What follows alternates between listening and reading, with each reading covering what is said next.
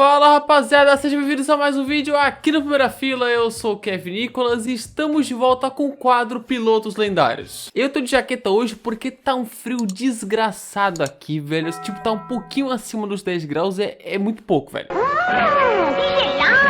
Eu ia usar a camisa da Ferrari, mas não dá, cara, eu ia congelar aqui. E por que a camisa da Ferrari? Porque iremos falar de Michael Schumacher hoje. O heptacampeão, até há pouco tempo, o piloto com mais vitórias na história da Fórmula 1. O primeiro alemão campeão da história, o cara que reergueu a Ferrari e fez uma dinastia. Enfim, um dos maiores da história da Fórmula 1 e contaremos toda a história do começo ao fim no vídeo de hoje. Então, sem mais enrolações, vocês já sabem, bora para o vídeo.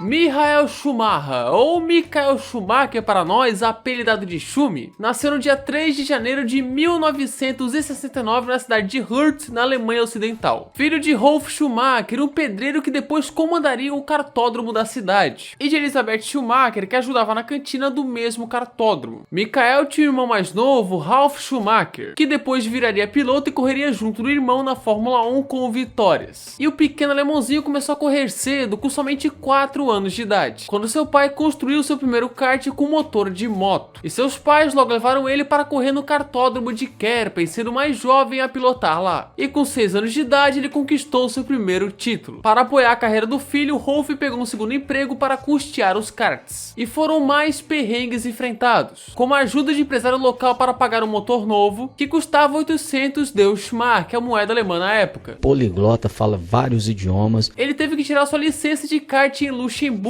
e não é o fechou, é o país, pois na Alemanha só se permitia acima dos 14 anos, ele tinha 12, mas depois disso também foi só alegria. Campeão alemão e europeu de kart em 87, além de títulos de juniores, e assim Schumacher passou a correr na Fórmula Ford no ano seguinte. Em sua estreia nos monopostos, Schumacher foi vice-campeão da Fórmula Ford Europeia, com uma vitória e 3 pódios em 4 corridas aos 19 anos de idade. Em 89 então foi para a Fórmula 3 alemã, onde terminou na terceira colocação, com 2 vitórias e 7 pódios em 12 corridas, e ficou atrás de Karl Wendlinger e Hans-Harald Frentzen. E em 1990 ele venceu o conceituado GP de Macau de forma polêmica após contato com Mika Häkkinen. Já era o início de uma grande rivalidade, e por ter ficado no top 3 da Fórmula 3 alemã em 89, ele ganhou uma vaga junto de Frentzen e Wendlinger para a equipe Mercedes no Mundial de Endurance em 90. Isso pois agora Schumi fazia parte do programa de pilotos da Mercedes, e com 2 vitórias e 5 pódios em 2 anos de Endurance ele chamou a atenção. E quando Bertrand Gachot da Jordan foi preso em 91 antes do GP da Bélgica, a Mercedes viu ali uma oportunidade de colocar Michael Schumacher na Fórmula 1. Assim, a Mercedes, que o ajudou em boa parte da categoria de base, bancou $150 mil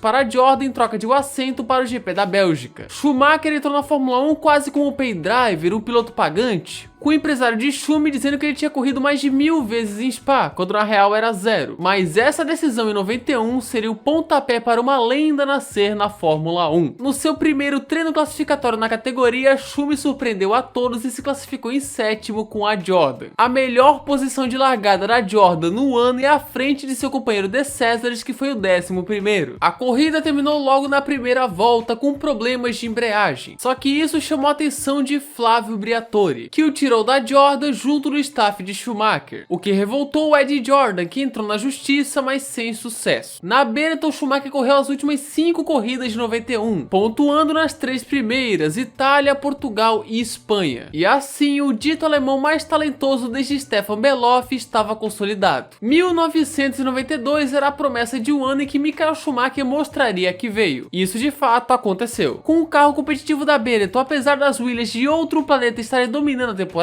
Schumacher terminou o ano na 3ª posição, e sim na frente de Ayrton Senna, onde eles se tretaram no ano no GP da França. Teve esporro, mas no fim ele ficou na frente de Senna. O primeiro pódio veio no GP do México com o 3º lugar, e a primeira vitória veio em condições épicas sob chuva no GP da Bélgica, um ano depois de sua estreia na Fórmula 1. E esse baita ano do Schumi, como eu falei, terminou com uma 3ª colocação, uma vitória e 8 pódios. segundo ano na Fórmula 1 e já teve esses resultados. Para 93, Schumi agora sim tinha expectativas em suas costas. O ano também foi bom, com uma vitória no GP de Portugal. 10 pódios e 16 corridas, quarta colocação no ano, foi mais consistente que 92, ainda que tivesse levado no esporrinho do Galvão no Japão. Aí é que eu digo que o Schumacher, por mais que fale o Flávio Briatore, o diretor da Benetton, por mais que as pessoas se encantem com a performance do Schumacher, ele ainda está muito longe do nível de um Ayrton Senna, de um Alain Prost. Esse é o Flávio Briatore de que eu falava.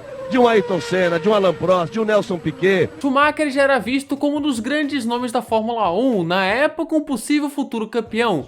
E aí veio 94. Era o novo regulamento, as ajudas eletrônicas foram banidas, a Williams seguia forte. Porém, a Benetton estava ali para brigar pelo título. O B194 era um carro bastante polêmico, com suspeitas de trapaças, regulamento sendo burlado, onde, para ser sincero, era algo feito por quase todas as equipes com relevância naquele ano. Mas a Benetton era a maior delas. E na pista, nas 3 primeiras corridas, 3 poles de Senna e 3 vitórias convincentes de Michael Schumacher. A última, infelizmente, da morte de Ayrton, que abalou a Fórmula 1, naquele fim de semana sombrio em Imola. A primeira pole da carreira de Schumi veio no GP de Mônaco daquele mesmo ano. O começo foi avassalador, com 6 vitórias nas primeiras 7 corridas. Mas aí começaram os problemas. No GP da Espanha, após ficar a metade da corrida preso em uma marcha só, chegou em segundo. No GP da Inglaterra, ele foi punido com stop and go, não cumpriu a punição e foi desclassificado. No GP da Bélgica, outra desclassificação por um desgaste excessivo na prancha de madeira de seu assoalho,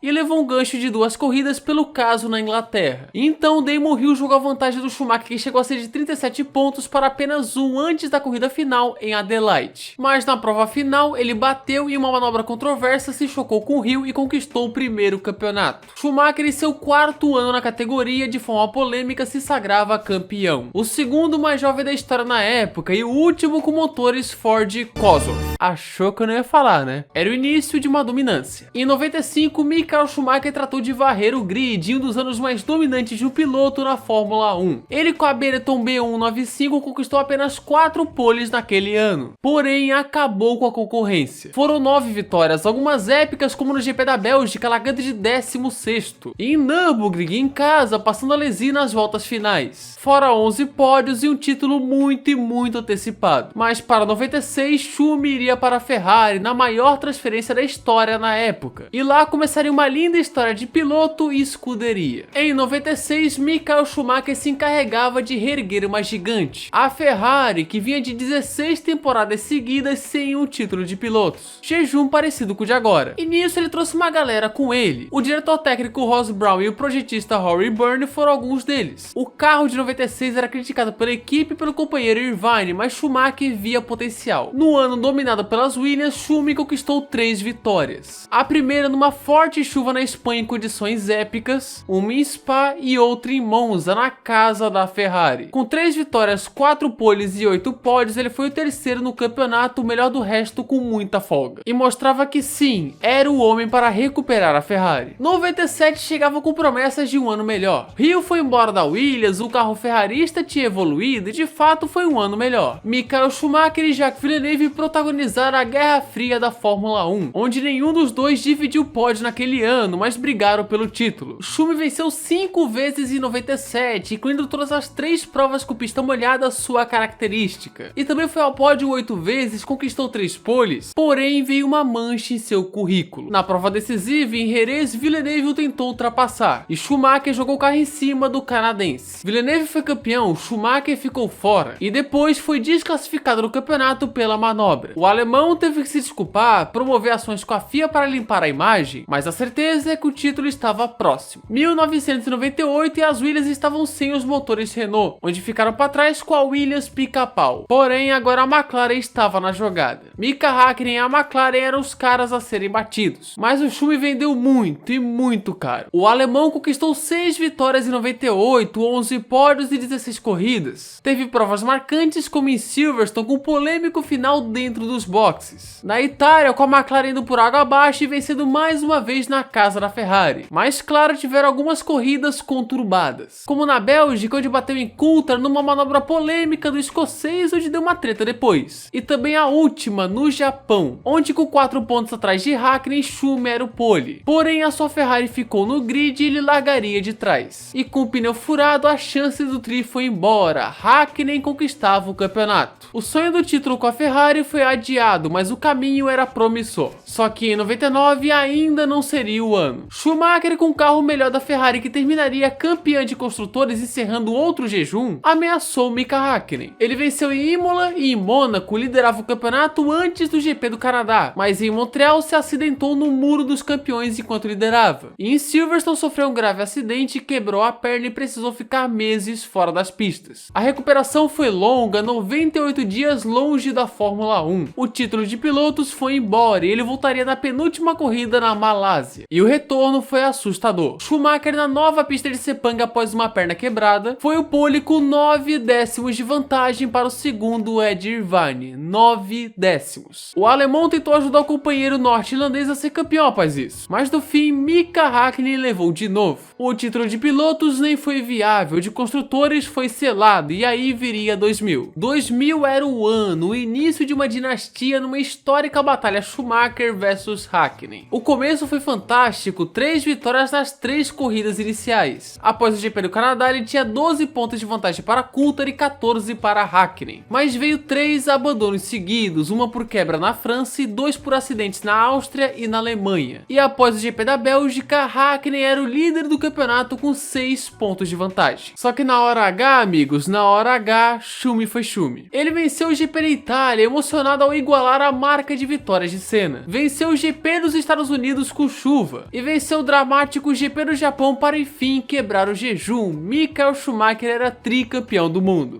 You're great, Ross. You're great, Ross. All of you guys. Oh my God. We did it. We did it. Oh, thanks. He's scoring a big kiss for me. Após 21 anos, desde Jody Scheckter em 79, a Ferrari era campeã mundial de pilotos com Michael Schumacher. O emocionado Schumi celebrava, era o tricampeonato e o início da dinastia dele e de uma excelente equipe da Ferrari, onde inclusive nesse ano o Rubinho tinha estreado na Ferrari. Acabou o jejum, o longo jejum, a Ferrari estava de volta e isso era só o começo. 2001 não teve uma primeira parte muito legal para Schumacher, até o GP da Áustria do Let Michael Pass for the Championship. A vantagem para Coulthard era de somente 4 pontos, mas após o Burnout Day em Mônaco, ninguém parou o alemão da Ferrari. Ele venceu 9 vezes no ano, só não foi ao pódio em 3 corridas, e foi campeão no GP da Hungria com incríveis 4 provas de antecedência, algo incrível. Schumacher era tetracampeão mundial de Fórmula 1. De desafiante para as McLarens, agora ele virou o homem a ser batido. 2001 já foi impressionante, mas esse não seria nem o melhor Schumacher. Essa sim pode ser dita como uma das temporadas mais dominantes da história de um piloto na Fórmula 1, 2002. O ano em que Schumacher fez a concorrência de besta, de otário. Ele liderou o campeonato do começo ao fim, foi campeão na França com 6 provas de antecedência. Caracas. Quebrou o recorde de vitórias em uma só temporada, com 11, e foi ao pódio em todas as corridas da temporada, todas as 17. Um absurdo, velho, absurdo. E com o poderoso F2002, a Ferrari fez primeiro e segundo no campeonato, porém com polêmica. E sim, estou falando do hoje não, hoje sim. Hoje não, hoje não, hoje sim. Hoje sim.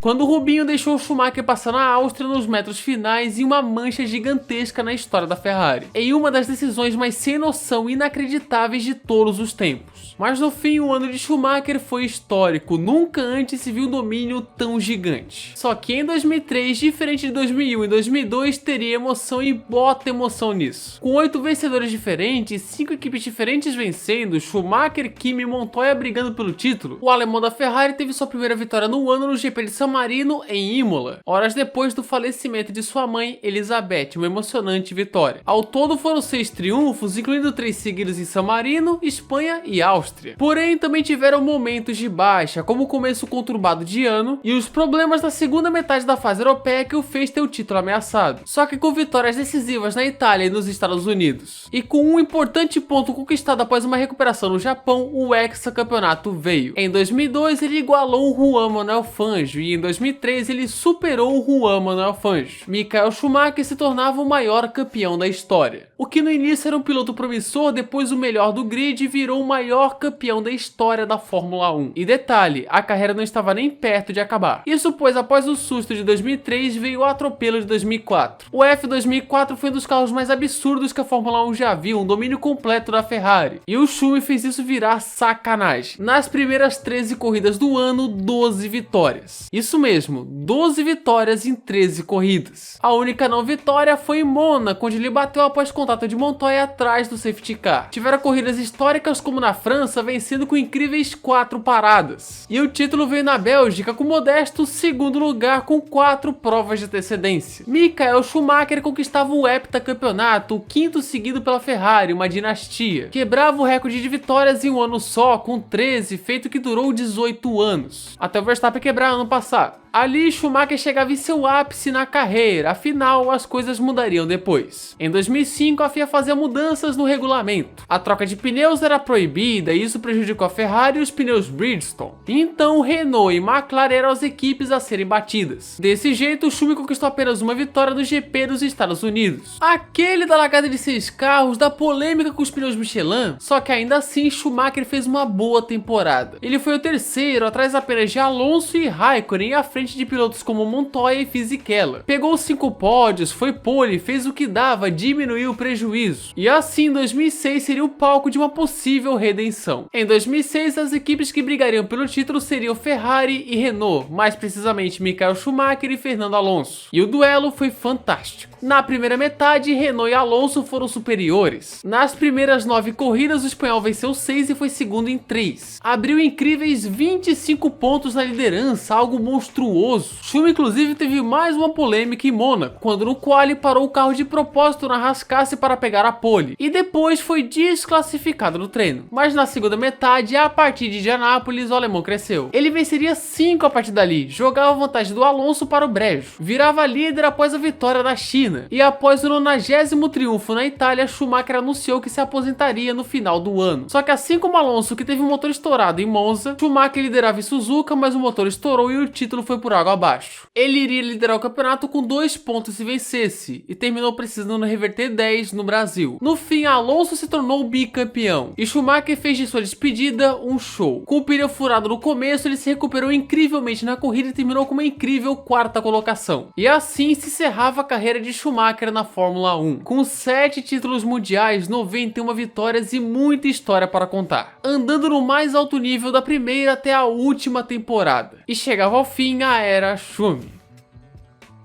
Ou não? Bem, em 2010, Schumacher surpreendeu a todos, quando anunciou que retornaria para a Fórmula 1 aos 41 anos de idade pela equipe Mercedes, que voltava para a Fórmula 1. Só que digamos que esse retorno não foi lá muito legal. O seu nível não foi como nos tempos de ouro. Afinal, era uma idade muito avançada, um regulamento totalmente diferente e, é claro, um demérito do próprio Schumi, que não andou bem. Nas 3 temporadas de 2010 a 2012, ele perdeu todos os duelos para o companheiro Nico Rosberg. A melhor temporada foi 2011, com algumas boas corridas, incluindo quase pódio no Canadá. E em 2012, aos 43 anos, conquistou uma incrível pole position em Mônaco, que no fim não valeu por punição. E foi nesse ano também que ele conquistou o último pódio no GP da Europa, em Valência. E no GP do Brasil, última prova da temporada, com o 7º lugar, Michael Schumacher agora sim se aposentaria. Uma carreira de 7 títulos mundiais, 68 poles, 91 vitórias e 155 pódios chegava ao fim. Um dos maiores maiores da história da Fórmula 1, para alguns o maior, e que marcou toda uma geração, seja de forma positiva ou negativa. Foi uma figura polêmica, era chamado de Dick Vigarista por momentos como em 94, 97, 2002, 2006, ou até mesmo em 2010 naquele GP da Hungria com o Rubinho, mas é inegável, era um cara genial. Fora da Fórmula 1, ele sempre foi figurinha carimbada no Race of Champions, sendo 6 vezes campeão das nações junto de Sebastian Vettel. De 2007 a 2009